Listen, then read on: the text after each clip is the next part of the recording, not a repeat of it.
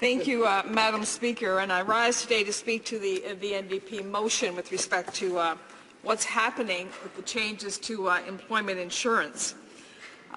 For those who don't know, I represent the riding of Random Buren St. George's, which is predominantly a very rural riding. In fact, there are 180 communities in the riding.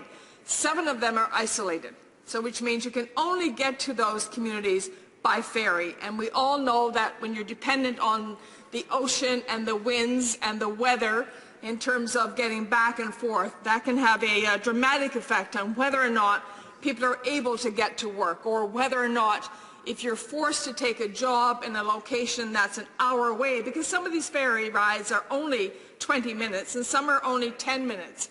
But there are things that impact on whether or not these ferries actually run. And I guess I'm standing here today to speak to this motion because I'm finding it hard to believe that a government where there are MPs who represent rural ridings can still move forward with these changes without any consideration to the impact it's going to have on people. Not just people, but on the seasonal industries as well. And my colleagues and other colleagues have spoken earlier about this, and the impact that this will have on seasonal industries is such that we may put them out of business with these changes. What the government is proposing here may very well put seasonal industries out of business because their employees will no longer be available to them. And I know it's been mentioned before in terms of the tourism industry, the fishing industry, municipalities, all of these industries that depend on seasonal employees. The problem we have, Madam Speaker, is that somehow this government is failing to recognize the contribution that seasonal industries make to the overall economy in an area and in a province. The reality is, and let me speak to tourism for a minute. If you have tourists flying into St. John's, Newfoundland, they will spend 2 or 3 days in the city. It's a beautiful city. And so they'll spend 2 or 3 days there. But by and large, tourists come to Newfoundland and Labrador to visit the outports, that they call them, to visit rural areas of our province. It is the money that they spend in those rural areas that are really important to the overall economy of the province and to the lifeline of some of these rural communities. So if we're going to say now that people have to move, people have to take whatever job is available, whether it's an hour away, in a skill set that's similar to the skill set that they had in terms of the job they had prior to that, then you're going to force people to take a job probably for which they don't feel qualified, more than likely a job that's so far away that means they're going to have to move away from their families. And that's a serious issue. It's always been a serious issue in Newfoundland and Labrador, Madam Speaker. But with the seasonal industries there, people have been able to work in their communities. And yes, some will be able to go from one seasonal industry, maybe that particular industry, the length of time in that may be short, and they're able to move into another seasonal industry. So they will get more weeks of work than just working in one particular seasonal industry. But the problem we're having with all of this is that there's no consideration given to the impact that this will have on families, particularly if we're saying they have to move away. Now, don't get me wrong. Newfoundlanders and Labradorians are used to working away. It's not a choice. They have to do it because they don't have a choice in a lot of cases. And they are very hardworking, industrious people. The fact that they've been going to Alberta time after time after time to try and provide for their families speaks volumes of their need to work and that they want to work. So to suggest in any way, shape, or form that people are on EI because they want to be on EI is so far from the truth, Madam Speaker. People want to work, but sometimes they don't have a choice.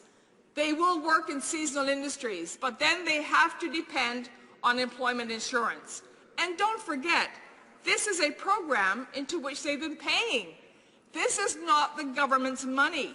They've been paying into an EI program both the employee and the employers, because if the need is there for them to access this type of benefit, then they need to be able to do that.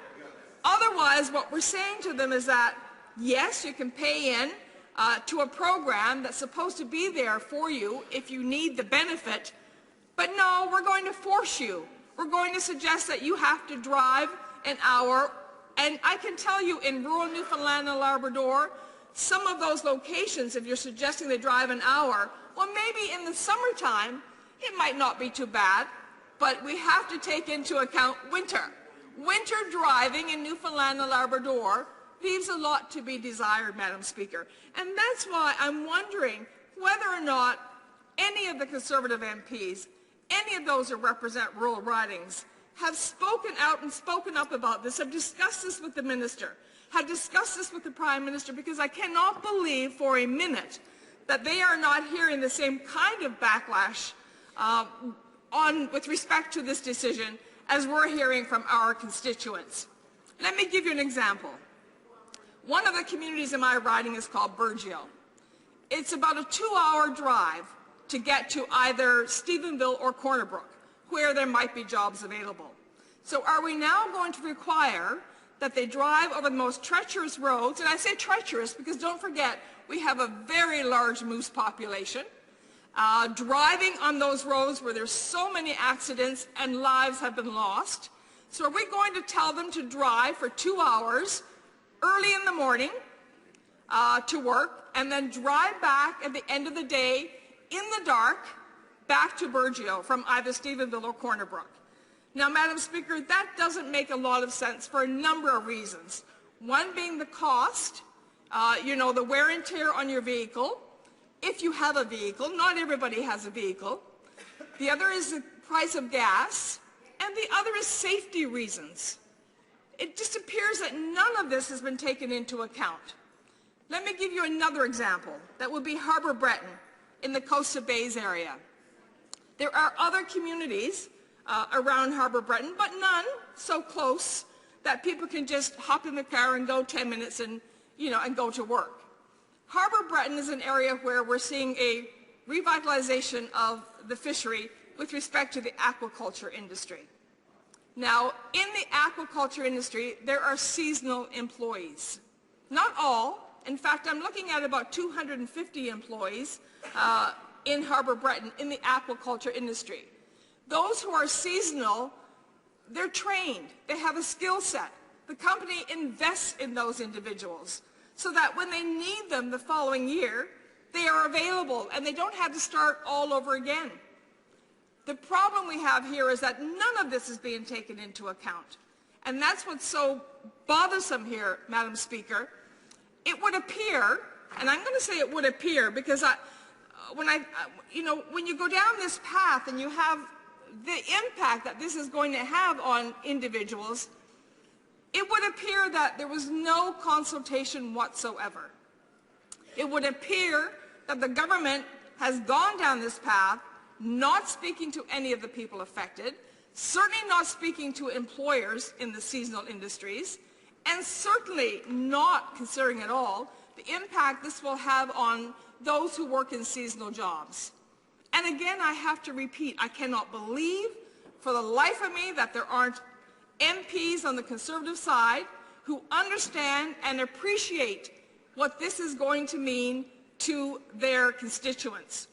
And again, if they're getting the same feedback that we're getting, it just doesn't make sense that it's full steam ahead with no consultation.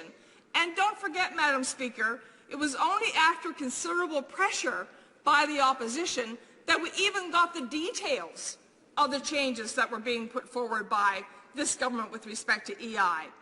And to not to be upfront with those changes was not fair. It was not the right thing to do.